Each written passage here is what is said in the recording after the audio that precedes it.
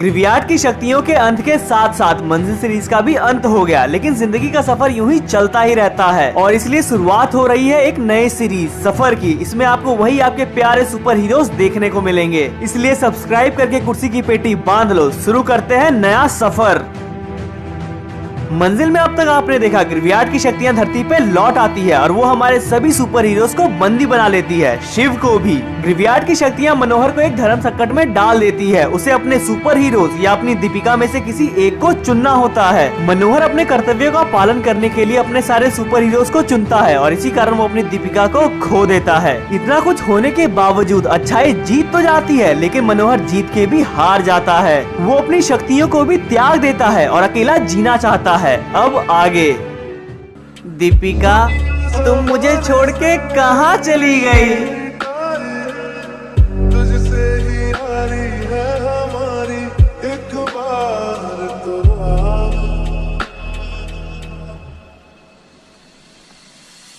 मैंने निभाया है, करके दिखाया है, ये तेरी बारी एक बारी तू भी प्यार निभा, तू भी। मनोहर, तुमने कहा था हम तुम्हें अकेला छोड़ दे, तुम्हें वक्त मिले, इसलिए हमने तुम्हारी बात मान ली। इन 2 महीनों में हम सभी ने हर दिन तुम्हारा इंतजार किया, इसी आस में थे कि तुम एक दिन लौटोगे, मगर तुम नहीं लौटे, इसलिए हम खुद ही आ गए तुम्हें लेने के लिए। चलो मनोहर, दुनिया को तुम्हारी जरूरत है, हम तुम्हारे बिना अधूरे हैं। अधूरा तो मैं भी हूँ दीपिका के बिना, तो फिर मैं किसी को कैसे पूरा कर सकता हूँ? मैंने बहुत जी ली वो जिंदगी और अब मुझे वो जिंदगी नहीं जीनी है। मैं जहाँ हूँ वहाँ ठीक हूँ, अकेला ही खुश हूँ। मनोहर, आप ऐसे हमें मत छोड़िए, अभी भी दुनिया को आपकी जरूरत है। विजार्ड, ग्रेवयार्ड की शक्तियों के साथ साथ सारी बुराई खत्म हो गई। अब इस धरती पे ऐसी कोई भी बुरी शक्ति नहीं बची है जिसे हराने में तुम सभी सक्षम ना हो, और इसलिए ना इस दुनिया को मेरी जरूरत है और ना ही मुझे इस दुनिया की। नहीं मनोहर, आप गलत सोच रहे हो, मुझे आपकी जरूरत है, हमें आपकी जरूरत है। ये टीम आपके बिना अधूरी थी, है और रहेगी। कहा ना विजार्ड, लौट जाओ, मैं वापस कभी नहीं आने वाला। आपको आना पड़ेगा, आपको मेरी बात माननी पड़ेगी मनोहर। अगर आप नहीं आओगे तो मैं भी आपके साथ ही रहूंगा। मुझे किसी के साथ नहीं रहना। पर क्यों मनोहर, दीपिका जा चुकी है, अब आपको आगे बढ़ना ही पड़ेगा। बहस मत करो विजार्ड, आप बेवकूफी कर रहे हो मनोहर। दीपिका मर चुकी है, वो कभी लौट के नहीं आएगी। बस करो विजार्ड।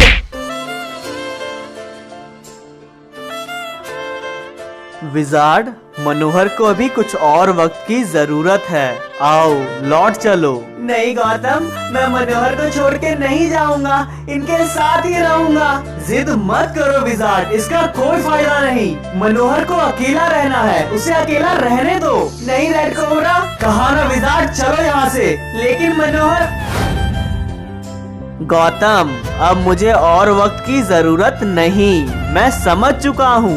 दीपिका मुझे छोड़ के जा चुकी है। मुझे पता है तुम सभी मेरा इंतजार कर रहे हो, लेकिन तुम अपनी पूरी जिंदगी बस मेरा इंतजार करते रह जाओगे और मैं कभी उन जादुई शक्तियों वाली दुनिया में नहीं लौटूंगा। वापस से स्वागत है तुम्हारा इस नर्क में। सालों से तुम मुझसे बचते रहे, मगर आखिरकार तुम मेरे हाथ लगे हो। तुम मुझसे पूछे बिना इस नर्क में आए, मेरे आज्ञा के बगैर वॉर प्रेशर को यहाँ से बचा के ले गए। और तुम्हें क्या लगा मैं कुछ नहीं करूँगा? भूलो मत, मैं इस नर्क का महाराज हूँ। यहाँ कौन आएगा और कौन जाएगा ये सब मैं तय करता हूँ, और मेरे फैसले को खुद शिव भी नहीं बदल सकता। मुझे माफ कर दीजिए महाराज, मुझसे बहुत बड़ी भूल हो गई। यहाँ आने से पहले मुझे आपसे आज्ञा लेनी चाहिए थी। आपको तो पता ही है, शिव ने मुझे गिरयार्ड में कैद कर दिया था और वहाँ से आजाद होने के लिए मुझे एक ताकतवर शरीर की जरूरत थी, और इसलिए मैंने आपसे पूछे बगैर इतनी बड़ी गुस्ताखी की। मुझे माफ कर दीजिए महाराज। तुम अपनी गलतियों के कारण शिव के द्वारा गिरयार्ड में कैद हुए थे। तुम यहाँ के सेनापति होने के बावजूद मेरी आज्ञा के बगैर इस नर्क को छोड़ के उस धरती पे चले गए अपना साम्राज्य खड़ा करने के लिए। अगर तुम धरती पे आतंक मचाओगे फिर वो शिव तो सामने आएगा ही। तुमने इतनी बड़ी बेवकूफी की कि इस नर्क में मुझसे और उस धरती पे उस शिव से बगावत कर ली, और इसलिए ना तुम यहाँ के रहे और ना ही वहाँ के। इतने सालों तक तुम गिरयार्ड में कैद रहे, और जब तुम यहाँ आए हो तो यहाँ भी मैं तुम्हें चैन से जीने नहीं दूंगा। नहीं महाराज, माफ कर दो। मैं अपनी दिशा भटक गया था, लेकिन अब मुझे एहसास हो गया है। मुझे एक मौका दीजिए महाराज, मैं आपका हमेशा हमेशा के लिए वफादार रहूंगा। अब तुम इस नर्क के सेनापति नहीं बल्कि एक कैदी हो। नहीं महाराज, रहम करिए। मुझे मनोहर के पास जाना है, मैं उन्हें अकेला नहीं छोड़ सकता। मुझे उनके पास जाने दो रेड कोबरा। विजार्ड, बच्चों ऐसी बात मत करो। उसने खुद डिसाइड किया है, वो अकेला रहेगा। उसे जितना समय चाहिए उसे उतना समय लेने दो। तुम सब बदल गए हो, तुम्हें भी पता है मनोहर यहाँ कभी नहीं लौटेंगे जब तक हम उन्हें यहाँ लेके नहीं आएंगे। बकवास मत करो विजार्ड, ऐसा कुछ भी नहीं है। ऐसा ही है। अगर ऐसा ही है, मनोहर यहाँ कभी नहीं आना चाहता तो हम उसे यहाँ कैसे लाए? क्या उसे बंदी बना ले या उससे लड़ने बैठे? तुम कुछ मत करो कोबरा, तुमसे कुछ नहीं होगा। विजार्ड, मुझे पता है मनोहर के जाने का तुम्हें दुख हो रहा है, मगर संभालो खुद को। मनोहर यहाँ नहीं है, ये देख मुझे भी बहुत तकलीफ हो रही है। लेकिन रेड कोबरा की बात भी बिल्कुल सही है, हम उसे यहाँ जबरदस्ती तो नहीं ला सकते हैं। गौतम, तुम बहुत भोले हो। रेड कोबरा ने तुम्हें भी अपनी बातों में फंसा लिया है। मुझे तो लगता है ये सब किया धरा इस रेड कोबरा का ही है, क्योंकि अगर मनोहर यहाँ होते तो वो रेड कोबरा से हमेशा आगे ही होते। विजार्ड, अपने शब्दों पे काबू रखो। विजार्ड, तुम ये क्या बोल रहे हो? हम सभी एक टीम है। हम सभी ने मिलके सभी मुश्किलों से सामना किया है। हम में से कोई भी किसी का बुरा नहीं चाहता है विजार्ड। हम कभी ना टीम थे, ना है और ना ही कभी होंगे। रेड कोबरा ने हमेशा सिर्फ मनोहर का साथ देने की एक्टिंग की है। विजार्ड, मुझे पता है तुम्हें दुख हुआ है, मगर अब तुम अपने लिमिट्स क्रॉस कर रहे हो। ऐसा कुछ भी नहीं है। मुझे सब पता है ब्लू कोबरा, हमेशा से तुम लोगों ने मेरे मनोहर को सिर्फ और सिर्फ दुख दिया। पहले भी मनोहर की कोई गलती नहीं थी, लेकिन तुम दोनों के कारण मनोहर को कितना दुख सहना पड़ा था। विजार्ड, मुझे लगता है तुम पागल हो चुके हो। पागल नहीं, मुझे सच पता चल गया है। मैं जा रहा हूँ यहाँ से और तब तक नहीं लौटूंगा जब तक मनोहर नहीं लौटेंगे। विजार्ड रुको।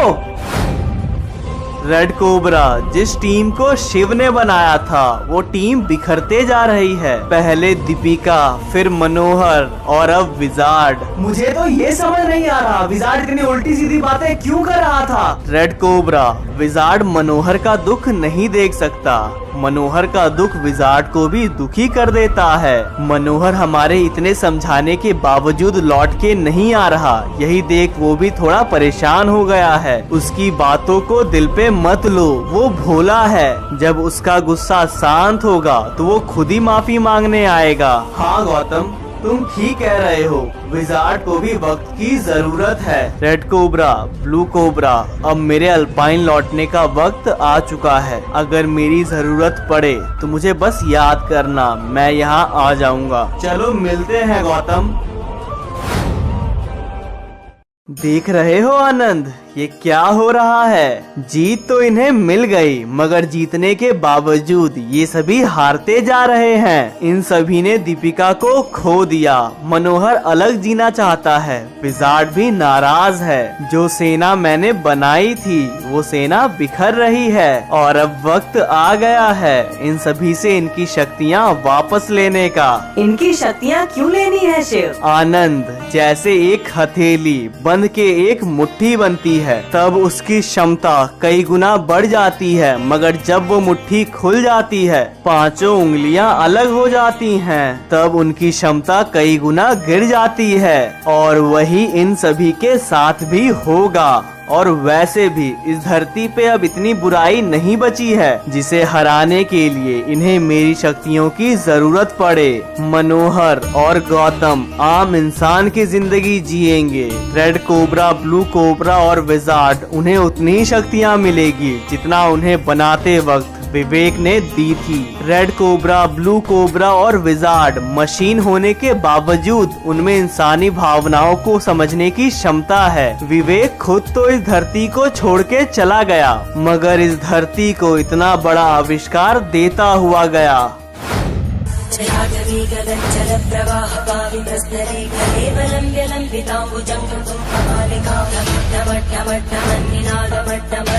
नए सफर की शुरुआत हो चुकी है और इस सफर में कई सारी मुश्किलें आएंगी। जितना खतरा मंजिल में था, इस बार वो खतरा उससे भी ज्यादा बड़ा है। पिछले बार सभी एकजुट होके लड़ रहे थे, लेकिन इस बार सभी एक दूसरे के खिलाफ हैं। मनोहर कुछ ऐसी गलतियां भी करेगा जो उसे कभी नहीं करनी चाहिए थी, जिसका परिणाम बहुत भयानक हो सकता है। तुम ठीक कह रहे हो शिव, ये सफर मंजिल से भी ज्यादा रोमांचक है। और वैसे भी मंजिल से ज्यादा मजा सफर का होता है। जो भी उस धरती पे पाप करेगा उसे इस नर्क में सजा मिल के ही रहेगी। तुमने भी धरती पे बहुत लोगों को मारा है, कई सारे परिवार उजाड़ दिए और अब उन सब की सजा तुम्हें यहाँ भुगतनी होगी। प्लीज मुझ पे रहम करो, मेरे साथ ऐसा मत करो। मैंने जो कुछ भी किया उन सब का मुझे बहुत पछतावा है। प्लीज मुझे माफ कर दो, मुझे वापस से मनोहर के पास भेज दो। अगर तुम्हें सच में तुम्हारी गलतियों का एहसास होता तो तुम कब का यहाँ से जा चुकी होती।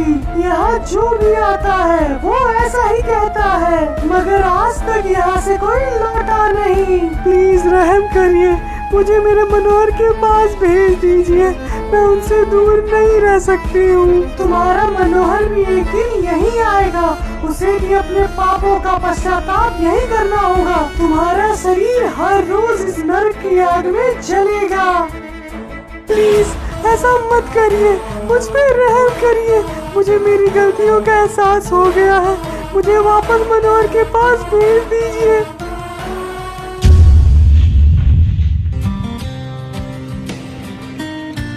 चाचा, मुझे पहचाना? बेटा दीपक, इतने समय बाद कहाँ थे बेटा अब तक तुम? चाचा, आपको तो पता ही है अल्पाइन में क्या चल रहा था। पुलिस वालों ने पापा को उठा के डॉक्टर सिद्धार्थ के लैब में फेंक दिया और उन्हें ह्यूमन से सुपर ह्यूमन बना दिया।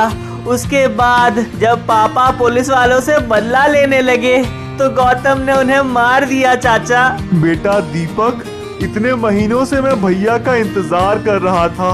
मेरे मन में एक उम्मीद थी कि विराट भैया आएंगे और मुझे गले लगा के बोलेंगे कि भाई तुम चिंता मत करो, सब ठीक हो गया।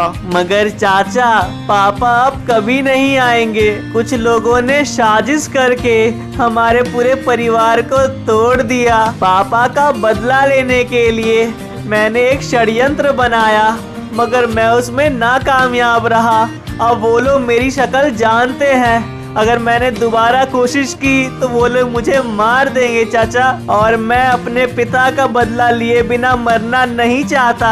उन लोगों का एक ग्रुप है जिसमें कई सारे लोग हैं, red cobra, blue cobra, wizard, Gautam, और इन सभी का नेता वो मनोहर है। उस मनोहर के कहने पे ही गौतम ने पापा को मार दिया और उस मनोहर के कारण मेरा पूरा प्लान भी चौपट हो गया। हमेशा से ये ताकतवर लोग कमजोर लोगों को दबाते आए हैं। क्या ऐसा ही चलता रहेगा चाचा? नहीं बेटा दीपक, ऐसा नहीं होगा। हम उनसे बदला लेंगे। जिनके कारण भी विराट भैया की मौत हुई है, हम उन्हें जीने नहीं देंगे बेटा। इस लड़ाई में मैंने उनमें से एक को तो मार दिया, लेकिन बाकियों को मारने में नाकामयाब रहा। अब आपको ही कुछ करना होगा चाचा। उनसे लड़ के हम जीत हासिल नहीं कर सकते हैं। हमें उनके दिमाग से खेलना होगा, उन्हें अंदर ही अंदर तोड़ना होगा। मैं समझ गया हूँ मुझे क्या करना होगा। भैया का बदला मैं पूरा करूँगा दीपक।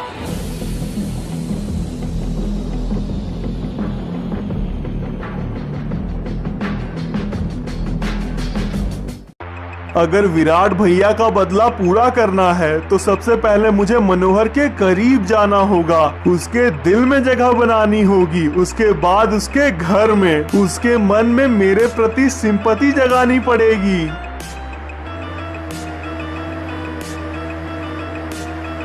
बेटा मदद नहीं करोगे? इसे क्या मदद चाहिए?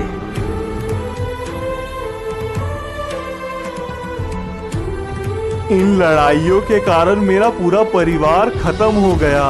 मेरा बेटा, मेरी बहू, मेरी पत्नी सब खत्म। इस दुनिया में मेरा अब कोई नहीं।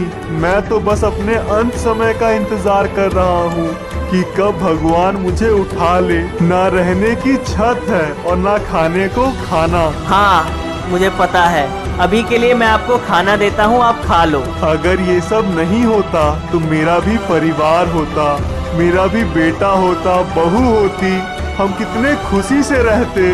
भगवान तुम्हारा भला करे, तुम्हारे परिवार को सुखी रखे। आज 3 दिनों बाद खाने को कुछ मिला है बेटा। अभी तो तुम्हारी मदद से मैं खा लूंगा, लेकिन आगे खाना मिलेगा कि नहीं इसका कुछ पता नहीं। शायद इसी तरह मेरी एक दिन मौत हो जाएगी और मुझे पूछने वाला कोई नहीं होगा।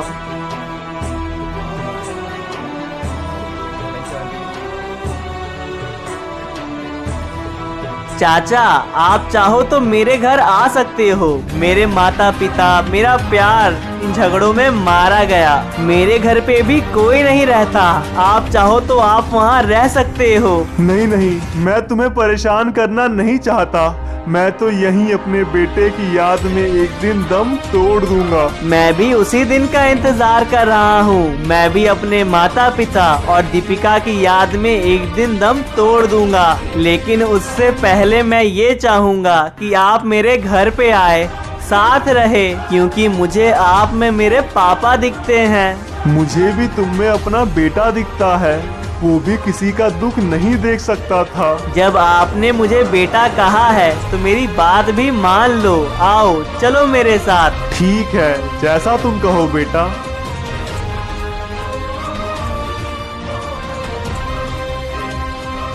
स्टारसी के चाचा मनोहर से बदला लेना चाहते हैं और अब वो मनोहर के घर में रहेंगे। वहीं दूसरी ओर अच्छाई के रक्षकों का ग्रुप टूट चुका है, सभी अलग अलग हो चुके हैं, किसी के पास उनकी शक्तियां नहीं बची हैं। ऐसे में अगर मनोहर पे कोई खतरा आता है तो क्या करेंगे सभी लोग? आपने मंजिल में जादुई शक्तियां तो देखी ही देखी, लेकिन इस नए सीरीज में जादुई शक्तियों के साथ साथ आपको देखने मिलेगी दिमागी साजिश। तो जितना प्यार आपने मंजिल को दिखाया उतना ही प्यार सफर को भी जरूर से दिखाना। 15,000 लाइक्स का एम पूरा कर देना। चैनल को भी सब्सक्राइब करके बेल नोटिफिकेशन ऑल पे सेट कर दो। स्टोरी को कर दो शेयर एंड कमेंट में बताओ कौन सा पार्ट आपको बेस्ट लगा और क्या चेंजेस किया जा सकता है।